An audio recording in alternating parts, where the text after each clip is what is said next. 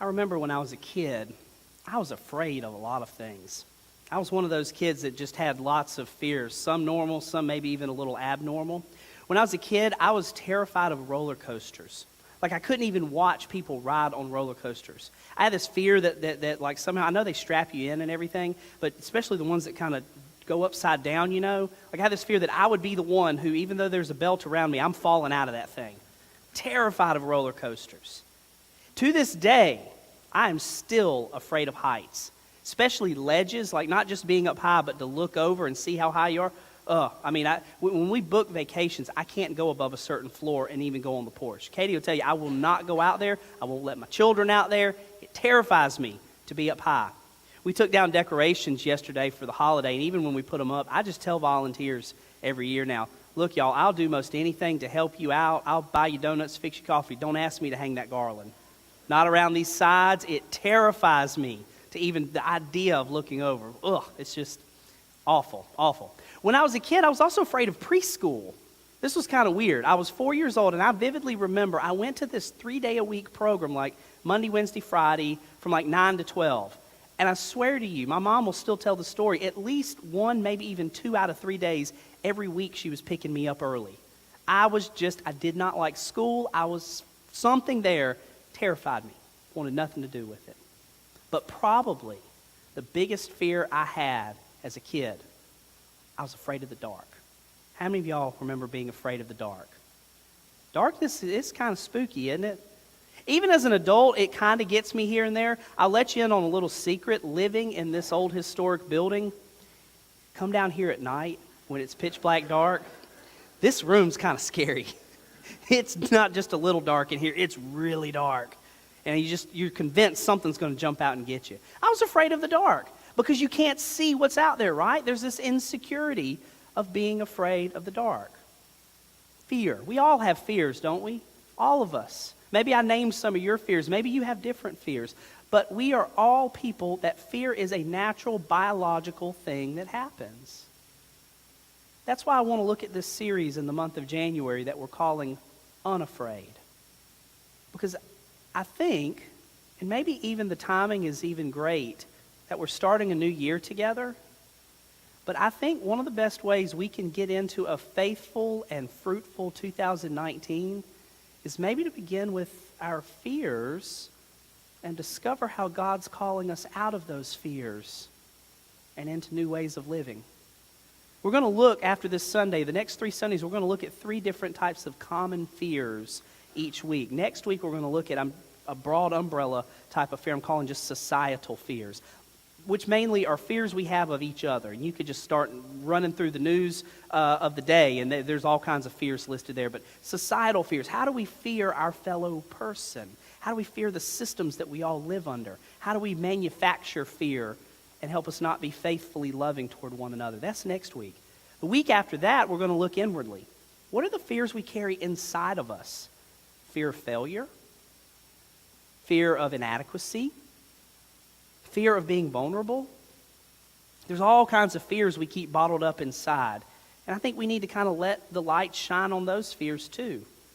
And then the final week, we're going to look at a fear that probably most all of us at least have a little inkling of, and that's a fear of the end, a fear of death.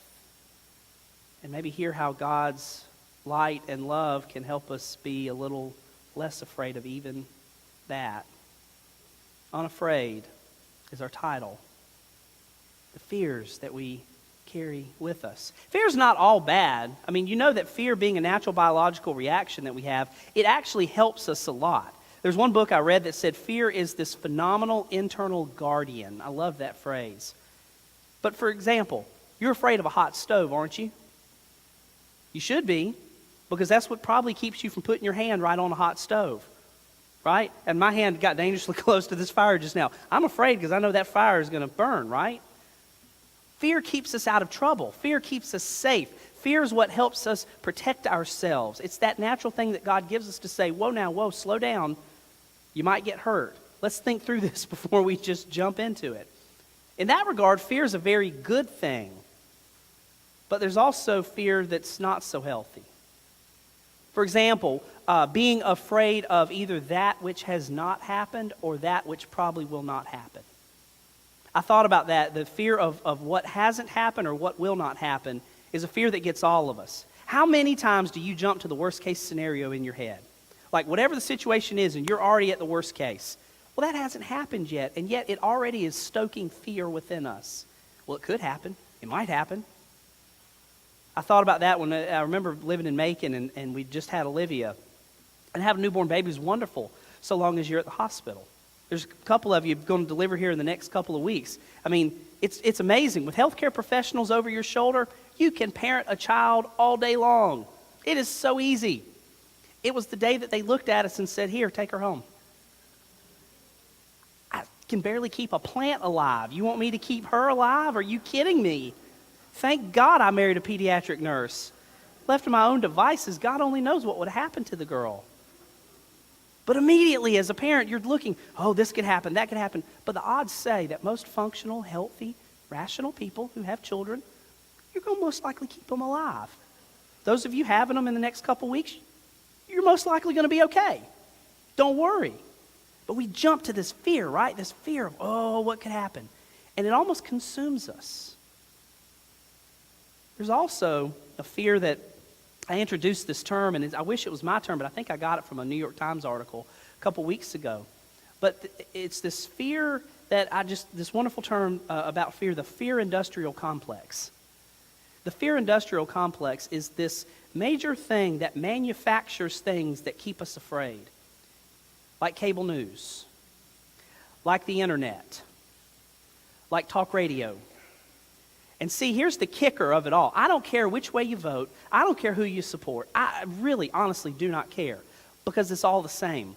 There are people who make hundreds of thousands of millions of dollars keeping you afraid. It's true.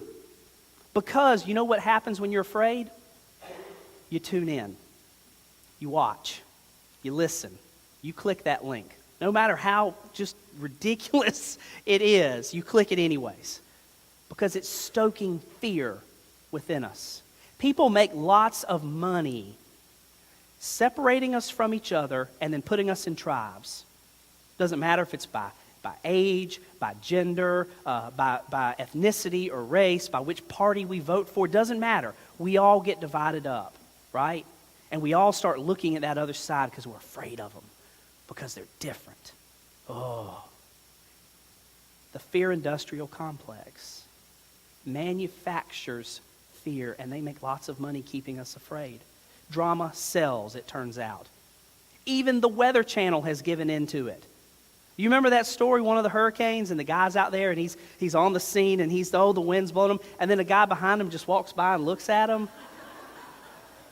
He knew you would stay tuned in as long as that wind, he made you think that wind was blowing him all off his feet, and the guy behind him was like, what's going on here? The Weather Channel even knows that if we keep you a little afraid, you're going to stay tuned in. The fear industrial complex. Today is Epiphany Sunday. This is the time in which we mark the arrival of the wise men, the Magi, who followed the light of a star, who followed the light to arrive at the manger, to encounter the Christ child. It's an incredible day. It's a high holy day. In fact, for many centuries, Epiphany was even a bigger deal than Christmas. This is the end of the 12 days of Christmas. You know Christmas is a season that just ended? I hope you do. I mean the 12 days of Christmas, that's following Christmas, not the 95 days before Christmas that we're already celebrating it, but the actual season of Christmas, the 12 days. This is that day in which we recognize in a time of the year where darkness is more prevalent than light, just daylight hours alone. But where we hear again and affirm the good news that God's light shines in our life and illumines even the things that we're afraid of, causing us to hopefully look at them in different ways, to say, that fear doesn't have to consume me. The word epiphany comes from a Greek word that actually means to make real. To make real. And maybe the good news is this, that fear is a real thing, but what's even more real is God's light and love for you. What darkness do you carry over from the Christmas season? We all have it. What struggle, broken relationships, strained circumstance, loss? There's not enough holly and tinsel in the world to get rid of all of the darkness, is there? We always carry a little bit. What is it for you? And whatever it is, hear the good news that God's light shines on you, even you.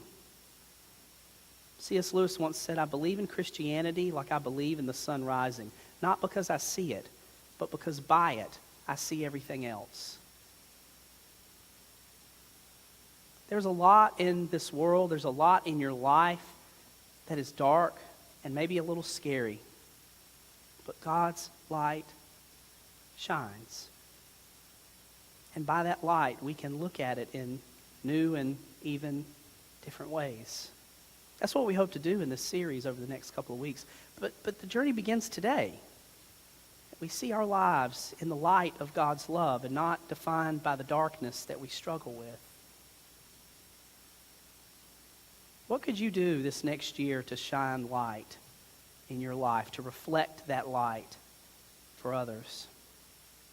There's a cartoon floating around the internet I saw this week that I don't know why, I just thought it was really charming. It was two goofy looking guys, and one of them looks at the other guy and he says, why are you so optimistic about 2019? I mean, everything's so bad, everything's wrong with the world. And the guy says, what do you think it's going to bring? And the second guy says, I think it's going to bring flowers. And guy one says, yeah? Why do you think that? And guy two says, because I'm going to plant flowers.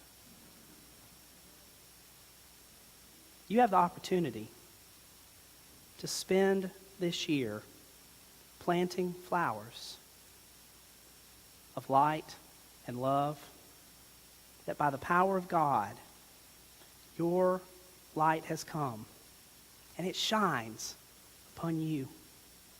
And in that light, you can see life in a different way. That is our good news that we begin this year with. I am so excited to begin this year with you in the light of God's love. Amen.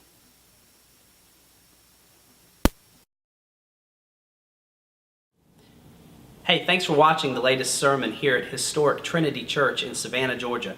I'm Reverend Ben Gostin. I'm the senior pastor here at Trinity Church. And I want to take this opportunity to invite you. If you're ever in Savannah, Georgia, we would love for you to visit us on Sunday morning at 11 o'clock. We're located on Telfair Square, been here since 1848. Also, you can check out the comments below for a way to give if you feel so led. Again, you're welcome anytime here at Trinity Church.